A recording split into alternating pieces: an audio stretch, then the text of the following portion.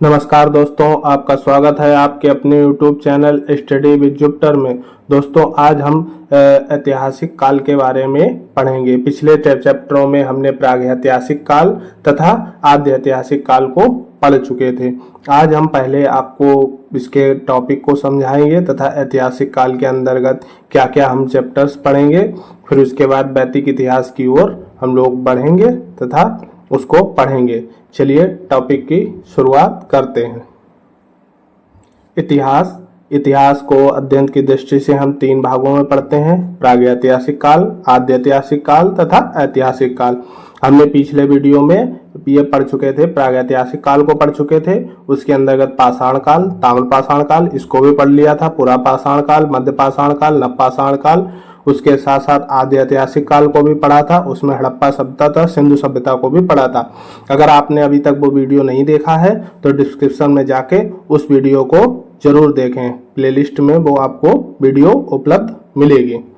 आज हम बात करेंगे ऐतिहासिक काल की, साथ ही उसके आगे पहले भाग प्राचीन भारत के बारे में बात करते हैं। चलिए बढ़ते हैं वीडियो में। ऐतिहासिक काल हमारा तीसरा भाग ऐतिहासिक काल, इसको देखते हैं। इस काल में मानव किसी न किसी लिपि से परिचित था तथा वह पढ़ी जा सकती। हमने पिछले वीडियो में देखा था ना, प्रागैतिहासिक काल में कोई उनकी लिपि नहीं होती थी तथा आद्य ऐतिहासिक काल में उनकी कोई ना कोई लिपि होती थी, पर हम उसे आज तक पढ़ नहीं पाए। लेकिन ऐतिहासिक काल में ऐसा कुछ नहीं है।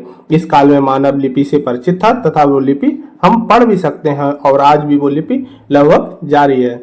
अब इसका पहला भाग है, इसे 3 भागों में बांटते हैं: प्राचीन भारत, मध्य भारत तथा आधुनिक भारत। पहले हम बात करते हैं प्राचीन भारत को, इसके बाद लगातार हम मध्य भारत तथा आधुनिक भारत के बारे में चर्चा करेंगे।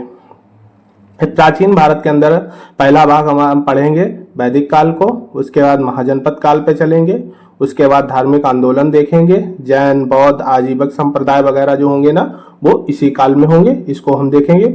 उसके बाद मगध काल आएगा, मगध का उत्कर्ष होगा, मगध काल आएंगे। उसके बाद मगध में ही मौर्य साम्राज्य की स्थापना होगी, उसको देखेंगे। उसके बाद उत्तर मौर्य काल की ओर चलेंगे। उसी के बाद आगे गुप्त काल की स्थापना होगी, उसको हम देखेंगे। फिर सामंत काल आएगा, जो गुप्त काल के पतन के साथ ही जो छोटे छोटे सामंत होते हैं ना, वो राजा के रूप में उभरते हैं। जैसे हर्षवर्धन एक सामंत काल का बहुत बड़ा राजा होता है, जो पूरे भारतवर्ष या उत्तर भारत पे राज करता है। उसी के बाद हम संगम काल, जिसमें दक्षिण भारत के बारे में जानकारी मिलेगी। उसी के साथ त्रिकोणीय संघर्ष हमको देखने को मिलेगा। दक्षिण भारत तथा हर्षवर्धन तथा और राजाओं के बीच में त्रिकोणीय संघर्ष देखेंगे। इसी के साथ हमारा प्राचीन भारत समाप्त हो जाएगा। उसके बाद मध्य भारत की ओर बढ़ेंगे। चलिए आज हम पहले इसका प्राचीन भारत का पहला टॉपिक वैदिक काल, इसको पढ़ते हैं। वैदिक काल जो हमारा टाइम पीरियड है ना वैदिक काल का, ये 1500 बीसी से 600 बीसी के मध्य है। और इसको अध्ययन की दृष्टि से 2 भागों में बांटते हैं: ऋग्वैदिक काल, जो इसका टाइम पीरियड है 1500 बीसी से 1000 बीसी। दूसरा है उत्तर वैदिक काल, इसका टाइम पीरियड है 1000 बीसी से 600 बीसी के मध्य। जो वैदिक काल था, इसको हम पढ़ने से पहले इसको जो वैदिक सभ्यता थी ना, इसके बारे में थोड़ी जानकारी ले लेते हैं। उसके बाद हम वैदिक काल को पढ़ेंगे। उसके बाद वेद, आगे ब्राह्मण साहित्य, उपनिषद और आगे सब कुछ पढ़ेंगे। पहले हम वैदिक सभ्यता के बारे में थोड़ी सी जानकारी ले लेते हैं।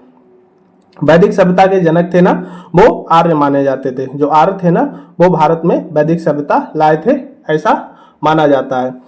आर्य सर्वप्रथम पंजाब एवं सिंधु के किनारे के क्षेत्र में आकर बसे। जहां पर हड़प्पा सभ्यता थी ना, वहीं पर आकर आर्य बसे थे। ऐसा विद्वानों का मानना है कि आर्य भारत के नार होकर भारत के कहीं बाहर से आकर यहाँ पर बस गए थे। जो इनकी सभ्यता थी वो ग्रामीण थी तथा भाषा संस्कृत तथा लिपि ब्राह्मी थी। हमने पीछे देखा था ना, हड़प्पा सभ्यता कैसी थी, शहरी सभ्यता थी, पर जो इनकी सभ्यता थी ना, वो ग्रामीण सभ्यता थी तथा भाषा इनकी संस्कृत तथा लिपि ब्राह्मी थी। आर्यों के भारत आने के विषय में कुछ विद्वानों के मत, जो विद्वान थे ना, वो ऐसा मानते थे कि आर्य बाहर से आए हैं। पिछले वीडियो में हमने देखा था सिंधु घाटी सभ्यता में जो एम व्हीलर थे ना, उन्होंने जो आर्यों के देवता इंद्र थे ना, उनको जो सिंधु सभ्यता थी उसके पतन का मेन दोषी माना था। तो ऐसे ही कुछ विद्वान थे ना, उन्होंने आर्यों के भारत आने के स्थान के बारे में अपने अपने मत दिए हैं। पहले हमारे दयानंद सरस्वती जो बहुत बड़े राष्ट्रवाद थे तथा देशभक्त के रूप में जाने जाते थे और बहुत बड़े मतलब हिंदू धर्म के प्रणेता माने जाते थे। इन्होंने सनातन धर्म को बहुत मतलब उत्कर्ष, बहुत ऊंचाइयों तक पहुंचाने का कार्य किया था। ये बहुत बड़े राष्ट्रभक्त थे। ये पहले हैं दयानंद सरस्वती। ये आर्य तिब्बत के क्षेत्र से भारत आए थे। इनका मानना था जो भारतवर्ष के क्षेत्र में जो था, पहले तिब्बत और पूरा एरिया भारत में ही लगता था, लेकिन जो आर्य थे ना वो तिब्बत के क्षेत्र, जो भारत का क्षेत्र माना जाता था पुराने समय में, वहीं से भारत आए थे। दूसरे हैं बाल गंगाधर तिलक। ये आर्य उत्तरी ध्रुव से भारत आए हैं। जो आर्य है ना, इनका मानना था, ये बाल गंगाधर तिलक ये मानते थे कि जो आर्य थे ना वो उत्तरी ध्रुव से आए थे। इन्होंने अपनी पुस्तक the Arctic home of Aryans इसमें इस चीज का वर्णन किया है। अगले हमारे हैं मैक्स मूलर। मैक्स मूलर कहते थे आर्य मध्य एशिया से आए हैं। जो मैक्स मूलर ये हैं, मैक्स मूलर का मानना था कि जो आर्य थे ना वो मध्य एशिया से भारत आए थे। इसका प्रमाण उन्होंने देते हुए बताया है कि बोगज कोई अभिलेख है, जो हमने पीछे पढ़ा था, बोगज कोई अभिलेख पढ़ा था ना पीछे सिंधु सभ्यता में, बोगज कोई अभिलेख यही है। बोगज कोई अभिलेख में जो तुर्क में मिला है, इसमें इंद्र, मित्र, अग्नि, वरुण, नासत्य देवों की चर्चा है। यही देवता आर्यों के भी हैं। जो बोगज कोई अभिलेख है ना, इसमें इंद्र, मित्र, वरुण, नासत्य देवों की सौगंध लेते हुए वहां के लोगों ने एक शपथ ली थी कि आपस में अब युद्ध नहीं करेंगे। वही देवता आर्यों के भी थे। इसलिए ये लोग अनुमान लगाते हैं कि जो आर्य थे ना वो मध्य एशिया से भारत आए थे। आप दयानंद सरस्वती जी का नाम बहुत याद रखिएगा। ये दयानंद सरस्वती जी हैं। इनसे बहुत बात पूछा जाता है। ये बहुत बड़े राष्ट्रभक्त थे, राष्ट्रवाद के जननेता हैं। ये बहुत मतलब विद्वान व्यक्ति हैं। इनके बारे में वैदिक साहित्य को, जो वेदों का साहित्य है ना, वैदिक साहित्य, उसके बारे में देखते हैं। वैदिक साहित्य को 4 भागों में बांटते हैं। पहला वेद, ब्राह्मण साहित्य, आरण्यक, उपनिषद। अगर आपने ये नहीं देखा है तो पीछे वाली वीडियो में हमने ये बताया हुआ है। इसको आप पीछे वाली वीडियो प्लेलिस्ट में जाकर आप उसे जरूर देखिएगा। उसमें हमने इसकी विस्तार से चर्चा की है कि वैदिक साहित्य जो पुरातात्विक स्रोत हैं, साहित्यिक स्रोत हैं, उसमें इसकी चर्चा हमने इतिहास जानने के स्रोत में बहुत बेखूबी से की है। उसे आप एक प्लेलिस्ट में जाकर जरूर देखिएगा। चलिए आगे बढ़ते हैं। जो वैदिक साहित्य का पहला भाग है वेद, दूसरा ब्राह्मण साहित्य, तीसरा आरण्यक और चौथा उपनिषद। इसे वेदांत भी कहते हैं क्योंकि ये सबसे आखिरी में रचित हुए हैं, इसलिए इसे वेदांत भी कहते हैं। पहला हमारा भाग है वेद। वेदों के बारे में पढ़ना हम शुरू करते हैं। वेद का अर्थ होता है ज्ञान या जानना। जो वेद का अर्थ है ना वो ज्ञान या जानना है। वेद देवताओं द्वारा रचित होने के कारण इन्हें अपौरुषेय कहा गया है। जो वेद है ना वो ऐसा माना जाता है कि देवताओं के आप्त वचन है, मतलब देवताओं के मुख से निकली हुई वाणी है, आप्त वचन उसे बोलते हैं। जो देवताओं द्वारा रचित होने के कारण इन्हें अपौरुषेय कहा जाता है कि किसी मनुष्य द्वारा ये रचित न होकर देवताओं द्वारा रचित है। यह सुनकर एक पीढ़ी से दूसरी पीढ़ी में स्थानांतरित होने के कारण इन्हें श्रुति साहित्य भी कहा जाता है। वेदों का एक नाम और है श्रुति साहित्य। क्यों है? क्योंकि ये पहले कोई लेखन सामग्री नहीं हुआ करती थी, तो गुरु अपने शिष्य को बताता था, शिष्य उसमें से कुछ शिष्य पुनः गुरु बनते थे तथा आगे आने वाली पीढ़ी को शिष्य में फिर से बताते थे। इसलिए इसे एक पीढ़ी से दूसरी पीढ़ी में सुनाकर ही पहुंचाया जाता था। इसीलिए इसे श्रुति साहित्य भी कहते हैं। जो वेदों का सूत्र काल है वो 600 बीसी से 400 बीसी के मध्य है। हमने अभी देखा था ना, जो पीछे का टाइम था 1000 बीसी तक जो ऋग्वैदिक काल चलेगा ना, उसमें केवल श्रुति साहित्य मतलब सुनने के द्वारा ही आगे वेदों का ज्ञान पहुंचेगा। लेकिन जो सूत्र काल, वेदों की रचना जो होती है लिखित रूप में, वो वेदों का सूत्र काल होता है वो 600 बीसी से 400 बीसी के मध्य होता है। लेकिन जो इसका ज्ञान है वो बहुत पहले से चल रहा है, इसीलिए इन्हें अपौरुषेय कह रहे हैं। वेद ही ईश्वरीय ज्ञान है। आप देख सकते हैं वेद ही ईश्वरीय ज्ञान है, मतलब देवताओं द्वारा रचित होने के कारण इन्हें अपौरुषेय कहा गया।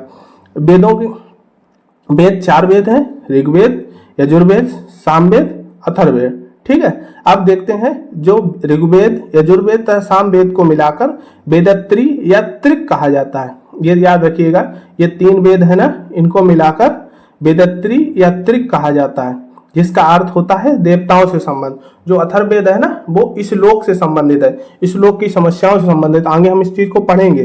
जो 3 वेद है ना, इसमें देवताओं से संबंधित होने के कारण इसे वैदिक ऋग्वेद या प्राचीन विश्व की प्राचीनतम धार्मिक पुस्तक इसलिए मानव जाति का पहला ग्रंथ भी कहा जाता है। जो ऋग्वेद है ना वो मानव जाति का पहला ग्रंथ कहा जाता है क्योंकि ये पहली धार्मिक पुस्तक थी, इससे पहले कोई धार्मिक पुस्तक नहीं थी। ऋग, जो ऋग्वेद में ऋग होता है ना, ऋग का अर्थ होता है छंदों से युक्त मंत्र। जो छंदों से युक्त मंत्र है ना वही ऋग का अर्थ है। जो इसमें सूक्त है, सूक्त का अर्थ होता है देवताओं की प्रार्थना। अभी पढ़ेंगे सूक्त। जो इसमें ऋग्वेद या सामवेद या यजुर्वेद या अथर्ववेद में जो सूक्त होंगे ना उसका अर्थ होता है देवताओं से प्रार्थना करना। ऋग्वेद में 10 मंडल में विभाजित है। इसमें सूक्तों की संख्या 1028 है। ये याद रखिएगा, ऋग्वेद में 10 मंडल में विभाजित है। इसमें सूक्तों की संख्या 1028 है तथा मंत्रों की संख्या 10,580 है तथा इसमें कुछ मंत्र रिपीटेड भी हैं। 2 और 7 मंडल है ना ये सबसे पुराना मंडल माना जाता है जिससे इस काल की जानकारी मिलती है। जो 2 और 7 मंडल है ना ये सबसे पुराना मंडल है जो ऋग्वेद काल है ना उसके बारे में जानकारी देता है। 1, 8, 9, 10 जो मंडल है ये बाद में जोड़ा गया है। जो 1, 8, 9, 10 मंडल है ना वो बाद में जोड़ा गया। जैसे हम लोग होते हैं ना जो इंपॉर्टेंट चीजें होते हैं वो लिख लेते हैं, ऐसे ही 2, 7 मंडल बहुत इंपॉर्टेंट होने के कारण वो उसकी रचना पहले कर दी गई। लेकिन जो 1, 8, 9, 10 किसी ने बाद में संकलन किया ना विस्तृत में तो उसने वो बाद में जोड़ा है, इसीलिए 2, 7 मंडल पुराना है। ये आप मत सोचिए कि ऋग्वेद मतलब आधा नहीं, जो 2, 7 मंडल है ना ऋग्वेद बहुत पुराना है। वो श्रुति के द्वारा अभी पीछे देखा ना सुनने के द्वारा, लेकिन 2, 7 मंडल की रचना पहले हो गई थी। जैसे किसी को कुछ चीज अच्छी लगी तो उन्होंने पहले रचना कर दी, तो उन्हें 2, 7 मंडल किसी को अच्छा लगा तो उन्होंने ये रचना पहले कर दी। ऋग्वेद का तीसरा मंडल जिसके रचनाकार विश्वामित्र हैं तथा इसमें ऋग्वेद का पवित्र मंत्र गायत्री मंत्र है। बहुत बार क्वेश्चन पूछा गया है ऋग्वेद का तीसरा मंडल किसको समर्पित है, ये गायत्री मंत्र है। इसमें इसके रचना है विश्वामित्र, ठीक है, ये याद रखिएगा। ये रहा गायत्री मंत्र, ठीक है। ओम भूर्भुवः तत्सवितुर्वरेण्यं भर्गो देवस्य धीमहि धियो यो नः प्रचोदयात्। ये गायत्री मंत्र है, ये सूर्य को समर्पित है, याद रखिएगा ये सूर्य को समर्पित है। नवम मंडल सोम को समर्पित है। जो इसका 9वां मंडल है ना वो सोम को समर्पित है, सोम को समर्पित है। 10वें मंडल में पुरुष सूक्त की पहली बार चर्चा हुई है। जो 10वां मंडल है ना उसमें पुरुष सूक्त की चर्चा हुई है जिसमें वर्णों के बारे में बताया गया है। पुरुष सूक्त वर्णों की चर्चा ब्राह्मण क्षत्रिय वैश्य शूद्र, जो पुरुष सूक्त है ना उसमें ब्राह्मण क्षत्रिय वैश्य शूद्र इस प्रकार के 4 वर्णों की चर्चा पहली बार की गई। अगला है ऋग्वेद का पाठ करने वाला जो होता था ना उसे होत्र कहते थे। जो ऋग्वेद का पाठ कराते थे ना उनको होत्र कहते थे। ऋग्वेद की रचना में ऋषि स्त्रियों की भी भूमिका है। जो ऋग्वेद की रचना हुई ना उसमें जो ऋषि स्त्रियां होती थी ना उनकी भी भूमिका थी। उसमें क्या कौन कौन थी, अपाला, घोषा, लोपामुद्रा, सिक्ता और विश्वारा, ये स्त्रियां ऋग्वेद की रचना में शामिल थीं। एक ऋग्वेद से बहुत इंपॉर्टेंट पूछा जाता है एक दशराग युग। जो दशराग युद्ध है ना इसके बारे में ऋग्वेद में वर्णन दिया गया है। ऋग्वेद के 7वें मंडल में इसकी चर्चा है। जो दशराग युद्ध है ना इसकी चर्चा की गई। इसके रचनाकार वशिष्ठ हैं। जो 7वां मंडल है ना उसके रचनाकार वशिष्ठ हैं, ठीक है। और जो तीसरा मंडल है उसके रचनाकार विश्वामित्र हैं।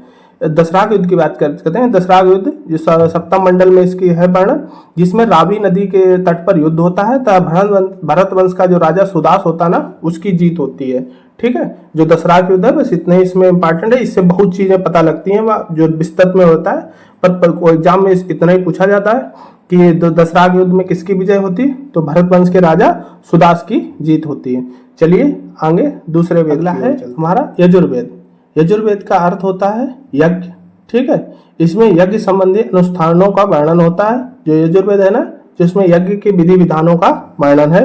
यज्ञ कराने वाला पुरोहित अधर्वयु कहलाता था। जो यज्ञ कराने वाला पुरोहित होता ना वो अधर्वयु कहलाता था। यह गद्य तथा पद्य दोनों में है। इसमें गद्य भी है पद्य दोनों में है। इसके 2 भाग हैं, एक कृष्ण यजुर्वेद दूसरा शुक्ल यजुर्वेद। ये रहा आपका यजुर्वेद। अगला हमारा वेद है सामवेद।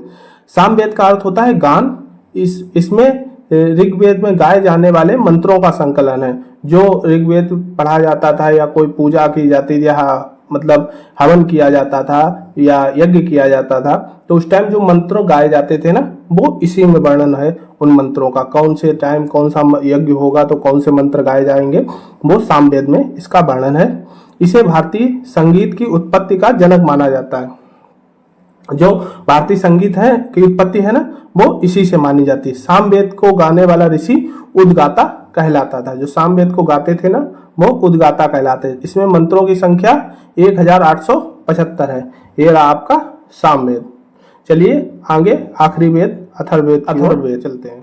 सबसे उत्तरकालीन वेद, मतलब सबसे आखिरी में इसी वेद की रचना हुई। इसके अन्य नाम है, अथर्ववेद के अन्य नाम है ब्रह्मवेद तथा लोकवेद। इसका ब्रह्मवेद नाम इसलिए पड़ा, इसको जो करते थे ना वो ब्रह्मा थे, मतलब जो इसको पाठ करता पुरोहित होते थे ना, वो ब्रह्मा कहलाते थे। और लोकवेद इसे इसलिए कहा गया क्योंकि इस लोक से इसका संबंध है, कि मानव की समस्याओं से संबंध है इसका, इसलिए इसे लोकवेद कहा गया।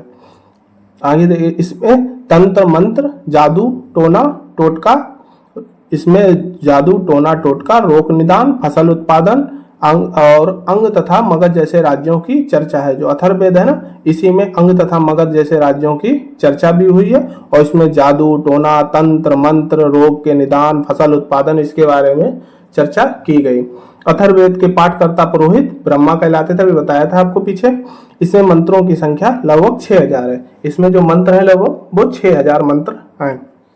हमारा वेद वाला पाठ वैदिक साहित्य में समाप्त हुआ। अब अगला हमारा है ब्राह्मण साहित्य, इसको पढ़ते हैं। इसमें धर्म के साथ समाज एवं राजनीति की चर्चा तथा धार्मिक ग्रंथों के यज्ञ के अनुष्ठानों की व्याख्या है। जो ब्राह्मण साहित्य है ना, इसके अंतर्गत धर्म के साथ साथ समाज की राजनीतिक चर्चा भी की गई है तथा धार्मिक ग्रंथों में यज्ञ के अनुष्ठानों की विस्तृत व्याख्या की गई है। ये वेदों के परिशिष्ट हैं, मतलब वेदों के विस्तृत वर्णन के रूप में हैं। वेदों से जुड़े कुछ ब्राह्मण, जो वेदों से जुड़े हुए कुछ ब्राह्मण हैं, उनके बारे में जानकारी देखते हैं। पहला है हमारा ऋग्वेद। ऋग्वेद से जुड़े ब्राह्मण हैं ऐतरेय ब्राह्मण और कौशितकी ब्राह्मण। ये ऐतरेय ब्राह्मण रहा, ठीक है, ऐतरेय और कौशितकी ब्राह्मण। यजुर्वेद से संबंधित है तैत्तिरीय और शतपथ ब्राह्मण। सामवेद से हैं जैमिनीय, पंचविश और षड्विश ब्राह्मण।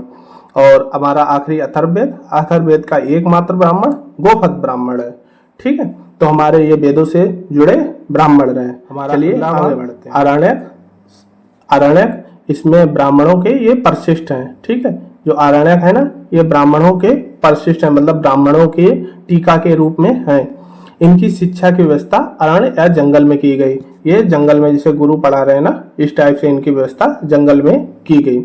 इसमें गुप्त जोखिम भरे इंद्रजालिक क्रियाकलापों का वर्णन है।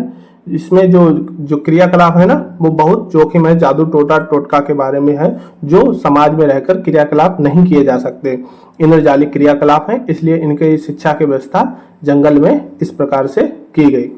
वेदों से जुड़े कुछ आरण्यक निम्न है।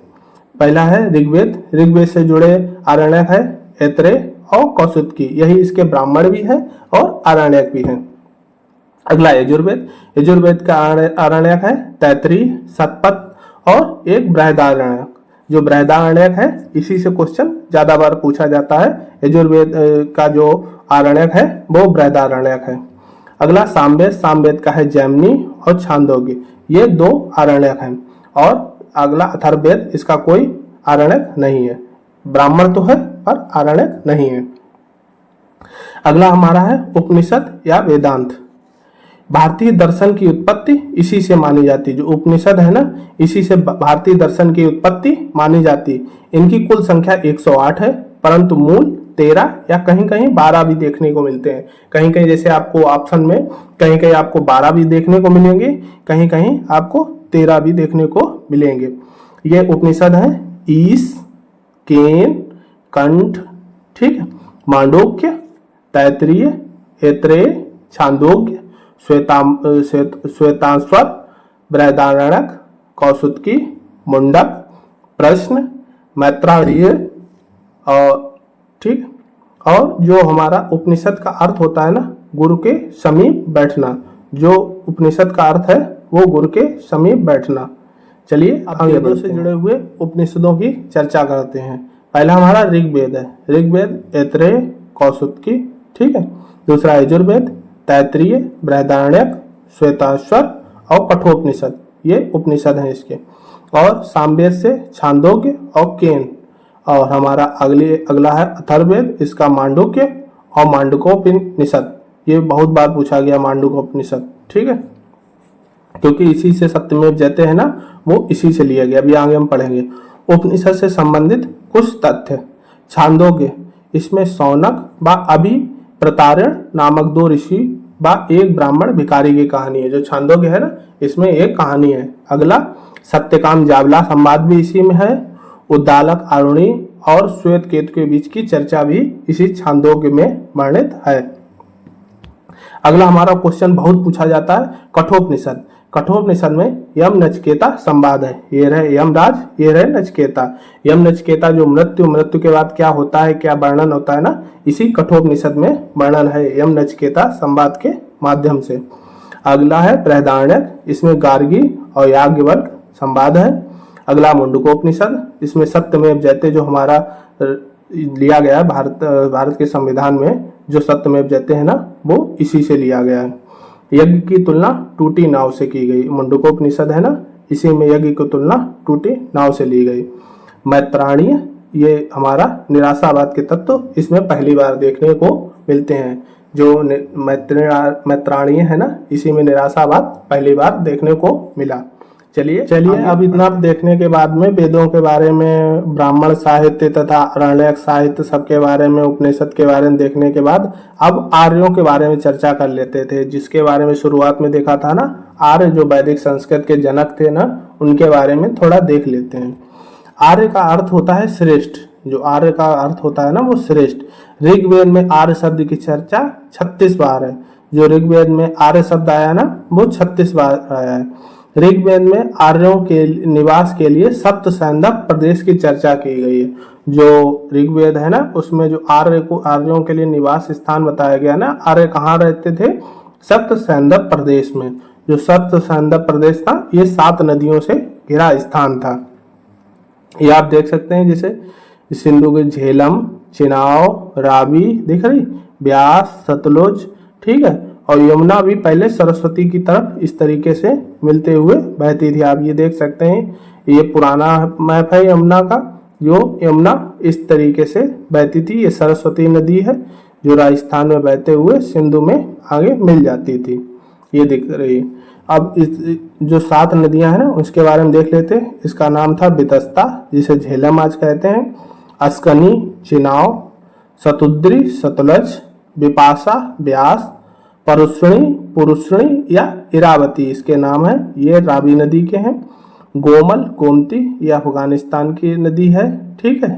और एक है क्रूहू या कोरोम, ये अफगानिस्तान की ये भी नदी है।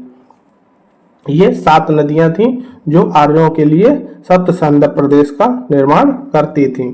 अब इसमें जो दिए गए हैं ना, जो नदियों मैप देख सकते हैं आप, कि ये आपका पुराना मैप है। ये उस टाइप से पहले नदियां दिखती थी। सरस्वती नदी ये दिखती थी, ये सरस्वती नदी बाद में चली गई, ये ड्राई बेड है दिख रहा है, गायब हो गई। तथा यमुना ने भी अपना रास्ता बदल लिया गंगा की तरफ। पहले आप देखेंगे इस मैप में गंगा की तरफ ना होकर यमुना का रास्ता सरस्वती नदी की तरफ था, परंतु यहाँ पे ये यमुना अपना रास्ता बदलकर गंगा नदी की ओर चल देती हैं। चलिए आगे देखते हैं। ऋग्वेद में सिंधु नदी की चर्चा सबसे ज्यादा बार, बाद में सिंधु नदी की चर्चा बहुत बार की गई है। ऋग्वेद में यमुना नदी की चर्चा 3 बार, जो 3 बार है ना, यमुना नदी है ना, ये दिख रही है, इसी में मिल रही है ना, इसलिए इसकी चर्चा 3 बार की गई। ऋग्वेद में गंगा नदी की चर्चा 1 बार की गई। जो गंगा नदी है ना, वो 1 बार चर्चा इसके वर्णन मिलता है, वो भी ऋग्वैदिक आर्यों की पूर्वी सीमा के रूप में निर्धारण करती थी। अभी हम उत्तर वैदिक काल में देखेंगे ना, ये गंगा को पार कर जाएंगे तथा बिहार तक पहुंच जाएंगे, लेकिन अभी आर्य गंगा को पार नहीं किए हुए हैं, अभी ये ऋग्वैदिक काल में चल रहे हैं। इनको हिमालय की जानकारी थी मूर्जवंत पर्वत तथा सीलवंत पर्वत के रूप में। जो आर्य थे ना, इनको हिमालय की जानकारी थी, लेकिन किस रूप में थी, मूर्जवंत पर्वत ये कहते थे और सीलवंत पर्वत, इसको 2 नाम देते थे। समुद्र की बारे में ये नहीं जानते थे, समुद्र के से परिचित नहीं थे, परंतु समुद्र शब्द का प्रयोग सिंधु के विशाल जल के लिए, जब सिंधु में बाढ़ वगैरह आती थी ना, वो विशाल जल होता था ना, वो इसे समुद्र कहकर बुलाते थे। सबसे पवित्र नदी सरस्वती, जो इनकी सरस्वती है वो पवित्र नदी है, जिसे नदीतम या नदीतमा कहते थे। बाद में राजस्थान के मेंशन नामक स्थान पर लुप्त। अब इस जगह से घग्गर की छोटी सी धारा बहती है, दिख रही है आपको घग्गर, ये घग्गर की छोटी सी धारा बह रही है और ये पूरी ड्राई बेल्ट हो गई है। और इसी के साथ ये वीडियो समाप्त करते हैं। अगली वीडियो में आर्यों का सामाजिक जीवन, अर्थव्यवस्था तथा आर्यों के देवताओं के बारे में पढ़ेंगे। इसी के साथ ये वीडियो समाप्त करते हैं। वीडियो अच्छा लगा हो लाइक करें, सब्सक्राइब करें, शेयर करें तथा बेल आइकन को प्रेस कर लें। धन्यवाद।